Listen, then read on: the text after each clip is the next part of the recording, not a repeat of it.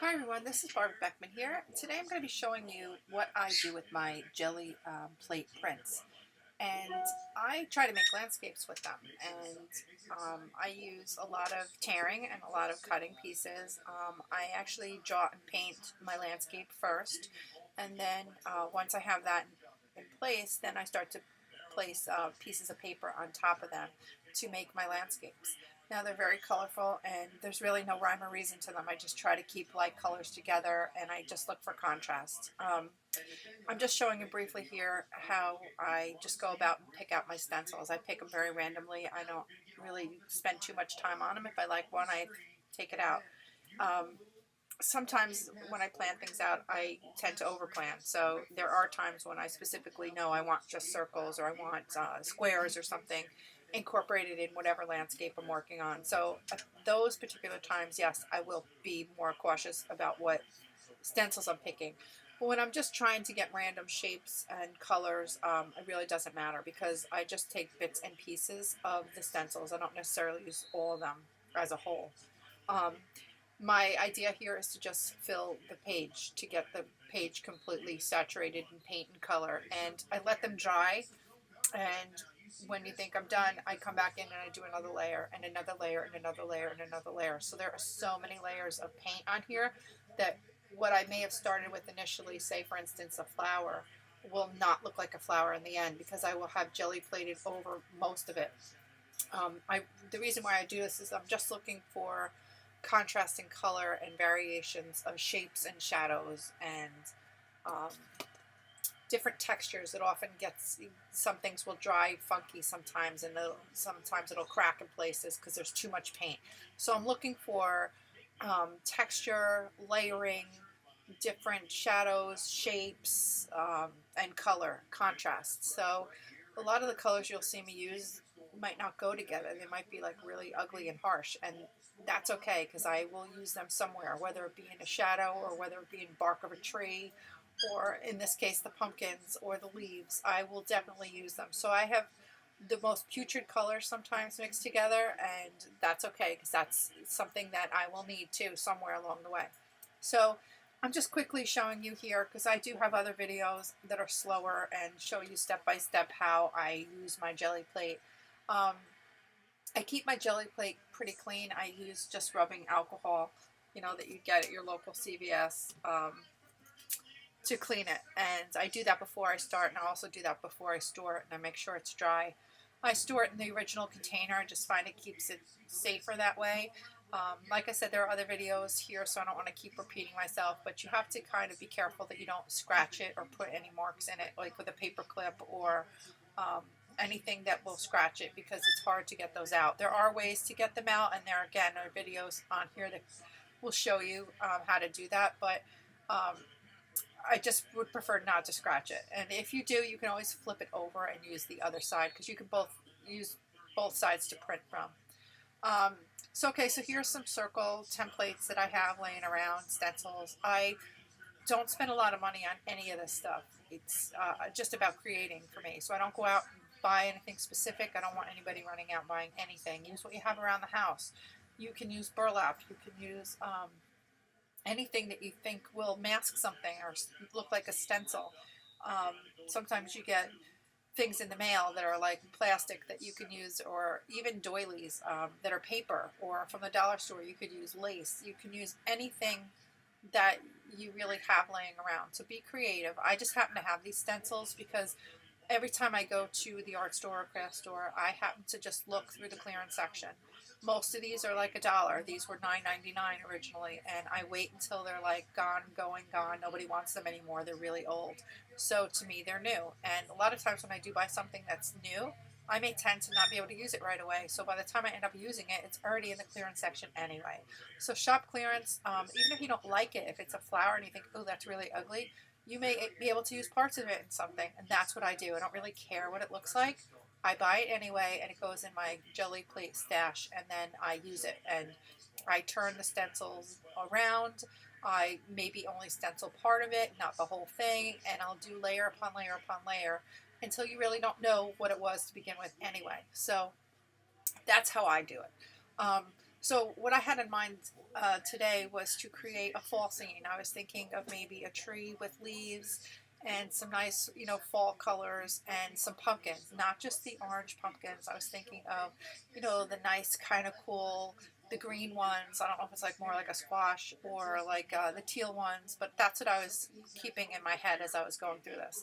So I really quickly just took a pencil, sketched out my drawing, and I took some very cheap acrylic paint. You can get this in the craft store, in the bottles. This is not good high quality paint.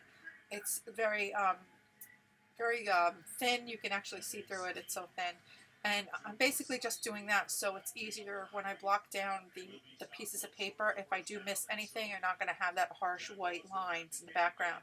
I just want the whole paper covered. I do put in some lights and darks. Like I said, this is nothing fancy. See how it's just kind of carefree, nonchalant painting. I'm not stressing about it at all. It also helps me to know where I'm going to place what colors where. And I could change things throughout as I go along, so nothing's ever carved in stone. So at this point, I would consider this like my underpainting. Just blocking in ideas of where I think the placement of things will be.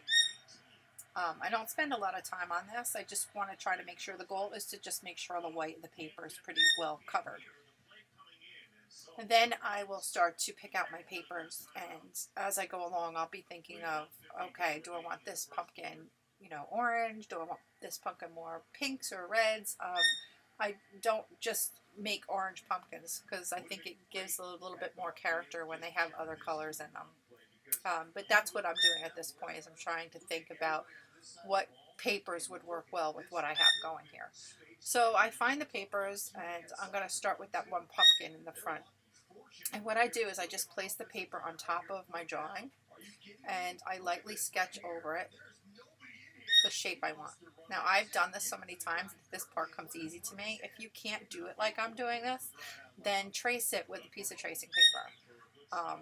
I can kind of eyeball and guess where they are, and if the shape's not close enough, I'll just trim it after I get them all cut out.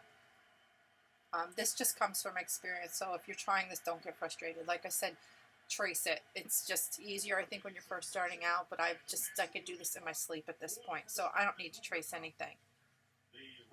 And I just place them together. I don't know if you can really get an idea of what I'm doing. See, and like the way that one looked a little bit, so I trimmed a little bit off of it.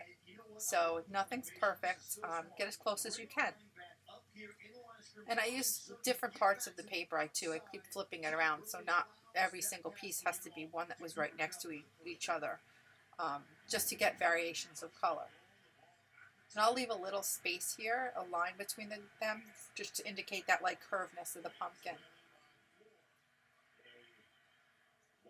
So sometimes I'll just glue them on, or sometimes, like in this case, I found a nice teal one I thought was kind of cool with some teals and some grays. And even though the pumpkin is green, this is where you can change your mind. Nothing is carved in stone. I happened to find this one in my stash that I just made, and I thought, you know what, I really like that teal pumpkin, and they're getting more popular nowadays.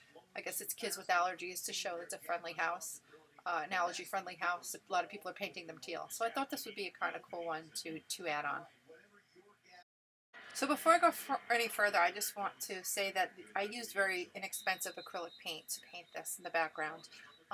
Very, very cheap, like the kind you can get in the cups even that are like $1. The kids' cups, I mean. The kind you would paint by number. They have sections where, by the wooden sections, usually like A.C. Moore and Michaels, that they sell those. Or if you have acrylic paint, you can certainly use it. I do not use like high quality like Golden's paint that I would be painting on my canvases. I use very inexpensive craft paint. So you could use folk art, you could use Americana, you could use any kind of cheap craft paint would work. And just the goal is to just cover the background, okay? So what else did I want to make sure I told you? I use Podge for everything here. I don't suggest using a glossy one, which is what I used on this particular one, only because I ran out of my other one.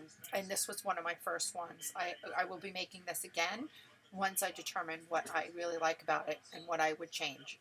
So that's what I do. I just do a couple of them because I do sell these, so I have to make sure I really am happy with it. So I knew that this was just a scratched one for me, a test one or a test run, so I used what I had on hand. So I used Mod Podge. You can use Elmer's glue with a little water. You can use Aleene's glue, tacky glue, and water it down just a little bit, just to get it to more of an inky consistency and not so thick.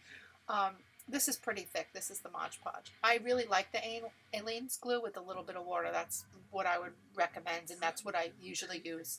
But I need to pick some more up of that. I ran out. Excuse me. So I just continue on and start now cutting my pumpkins and pasting them down. So the one I did here first, the one I glued down first, if you can see, has all different kind of circles and shapes in it, and I kind of like that. That's just gives it variation and interest. So I do try to pick papers that have a lot going on and that are very busy. So this is when I determine, is that pumpkin going to be sitting behind it or in front of it? And obviously if you put the paper on top of the other paper, you're going to push the pumpkin to the front. Okay, and you're going to push the one in the back. The first one I started, I'll push to the back. So that main pumpkin will be the one in the center there. So I don't really stress too much about this process. I just go ahead and apply the Mod Podge with the papers on top of it. And there was one here I didn't like, so I just came about a little later and cut a new one out. So before you glue it down, you can make changes. Once it's glued down, though, it's pretty glued down here. This does not come back up easily without ripping it. But if you really don't like it, you can always cut another piece and go on top of it also. That will work. So it's all really about layering at this point. It's just cutting out pieces of paper and layering. And I do leave a little space between them, and that's just going to create the overall shape, or the, not shape, the lines in the pumpkin to give it the roundness that we're looking for.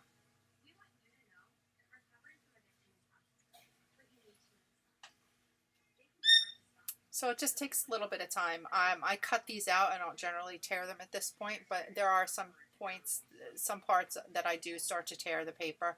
But for this part, where it has to be pretty much exact and fit that pumpkin shape, I do cut.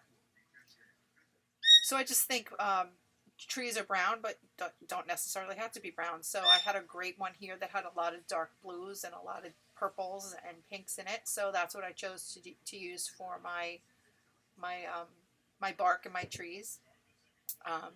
So they're not going to be exactly like, life. If you wanted to, you certainly could do that. I have done that before, and they come out great too. Like I said, I just like to have a lot of whimsical, or something you wouldn't traditionally see. I like that about them. They're very fun and colorful and bright and happy, which is probably why I like to make them so much. And they're unpredictable. Like, I don't really know what they're going to look like until I get to the end, pretty much. So I just follow along my branches and my trees, cutting different parts of that one paper out as I go. And since I'm doing the background, the blue part as well, I could change the branch if I wanted to. If I didn't like the way the branch was hanging down, or if it was too thick or thin in my painting, my underpainting, I can certainly go ahead and make changes here. And I do a lot. I also went over the leaves. I did not do paper piecing on top of these leaves. What I did was I ended up doing the background first, and then I came up on top and put the leaves in later. So unfortunately, I didn't have my camera on when I did the background, but the background was done pretty much the same way. I just picked out the blue paper that I liked, and I went ahead and filled it all in. So there'll be a big jump from what you're seeing now to the finished product, but basically I did the same thing. I did the bottom as well with some dark colors underneath the pumpkin, and I just created a shadow for where they would be sitting. So I used darker pieces underneath them. And if you have paper and it's not dark enough, you can certainly go back in with some acrylic paint or some ink and darken things up. Whatever you have jelly printed doesn't mean it has to stay that color. If you like certain shapes in that, or a pattern, you can still change the color at any time just by adding some ink on top of it, or some watercolor even.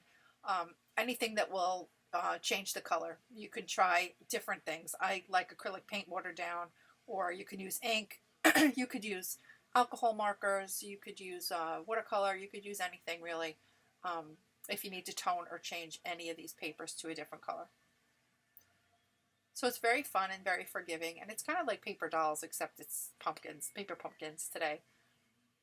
I'm constantly flipping through my stash here on the left-hand side of the screen. I made a lot of them. Um, I make usually 200 at a time, so they keep me pretty busy. I don't have to keep stopping and making prints. I just keep going back to my stash. I have every color under the sun. I have beautiful colors. I have really ugly ones because, like I said, you never know where you're going to use it. So the bottom here, I just chose to use some of the dark blues and the dark purples. And I went ahead and I overlapped them. So you're going to see where they butt up together.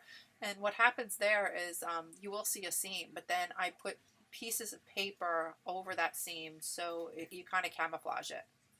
You'll be able to see that you don't see it in the bottom picture when I'm completely done with it.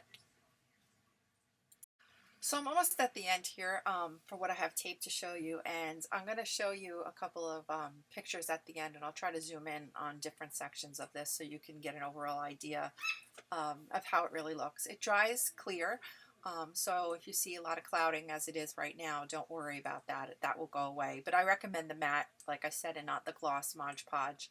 Mine was a little glossy and it was hard to photograph, so I apologize with that.